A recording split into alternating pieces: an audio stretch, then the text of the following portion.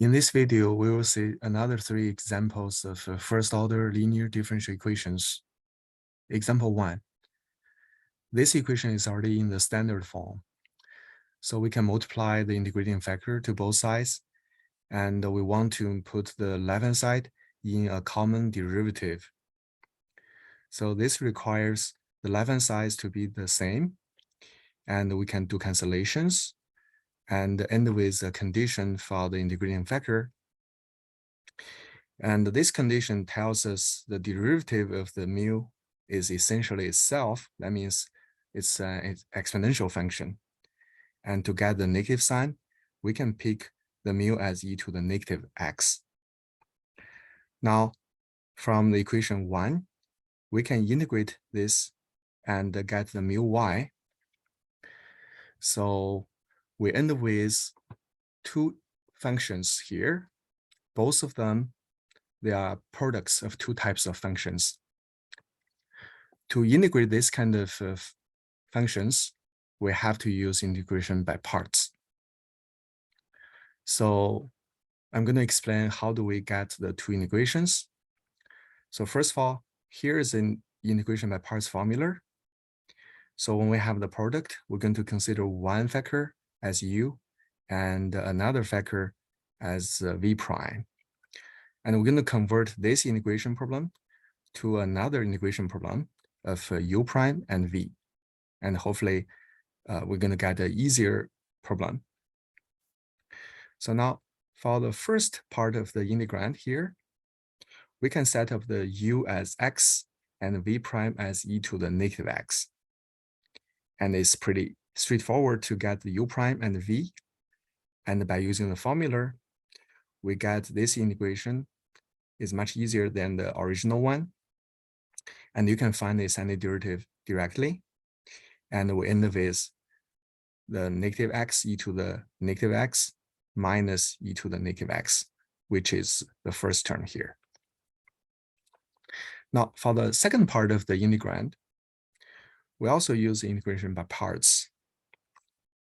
And in this case, we, for example, set up the u as sine x and v prime as e to the negative x. And then you can get your u prime and v. And then you can just plug the corresponding components into the formula. And we end with e to the negative x and the cosine x as the integrand for the new integration. Well, this integration compared with the original one, it's not easier. It's pretty much the same thing. And for this type of problems, we really need to do another integration by parts. So here, we're going to focus on this part. And we again set up the u as the trig part and the v prime as the exponential part. And we apply the formula. And as you can tell, we're going to end with the original integration problem. But you have different signs. So that means if we do substitution here, you can move this term to the other side and get twice of the original integration is equal to the expressions we got here. But this means we can do algebra and get the integration. So that will be the integration for the second term. So now we confirmed the integration for this function. Now, this is our mu y. So to get the y, we simply divide both sides by the mu. Recall that the mu here is e to the negative x. So you just divide by e to the negative x, which will give you e to the x. And you do distribution, you're going to get the general solution to the equation. Example 2. This equation is not in the standard form because the leading coefficient here is not 1. So the first thing we need to do is we have to multiply both sides by e to the x squared to make the coefficient here 1. And now we're going to get a standard form here, and we can do the routine work. We multiply the integrating factor mu to both sides, and we want the left-hand side to be a common derivative. And that requirement implies we're going to have the two left-hand sides, they are equal. And once again, we can do cancellations. And we end with a condition for the integrating factor mu. And once again, this can be solved because this is a separable equation for the mu. So we separate the mu and the x. We integrate both sides. And then we're going to end with the natural log of mu is going to be equal to half of e to the x squared. Of course, to integrate this part, we have to do substitution. And here we have some details here. So usually when we do substitution, we're going to introduce a new function as the troublemaker here. And then you need to write all the x terms in terms of new variable u. And in this case, we're going to end with essentially it's an integration of e to the u, which is easy to integrate function. And then we end with half of e to the x squared. Okay. And then finally, we can solve it for the mu. We just raise e to the exponents here. And we end with our mu is going to be e to the x squared over 2. And now from the equation 2, you can just integrate the whole thing. And we're going to end with a rather complicated integration here. And this is something we're going to explain. You might notice here, I rewrite my e to the twice of x squared as e to the x squared and another e to the x squared. It's just because by this means we can get a reasonable separation for integrating by parts. Well, we know the integrating by parts is usually applied for a product of two functions, right? But you can say at the beginning, you're going to have mu is one function, x, and e to the 2x squared. So totally you have a product of three functions, right? So for this case, we will just think about some combinations of some factors as either u or the v prime. But we understand if we get the v prime defined, then we have to find the antiderivative, right? And apparently, this function e to the x squared over 2, this function's antiderivative is not easy to find, right? So we'll just check how about this guy's derivative. Well, as you can tell here, I'm going to use the chain rule. Okay, we apply the chain rule a couple of times, and then we can get the derivative of the e to the x squared over 2 as x times e to the x squared, and then times e to the x squared over 2. And this derivative terms, it contains actually three factors over here, which is good signal. Okay, that means we can get three of them be our v prime, and then the left one be our u. Okay, so namely, you can say I'm going to use three terms here as our v prime, and then the other one is our u.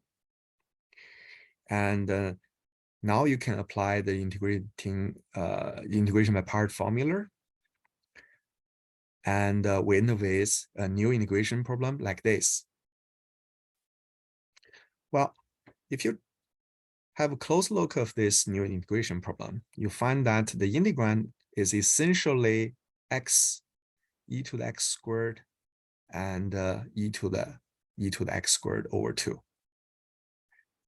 And we already know its antiderivative is just this guy, right? So easily we can find the integration, okay? And then we confirmed this formula. Now, to get the y, we just need to divide both sides by the mu. And easily we can get the expression for the y.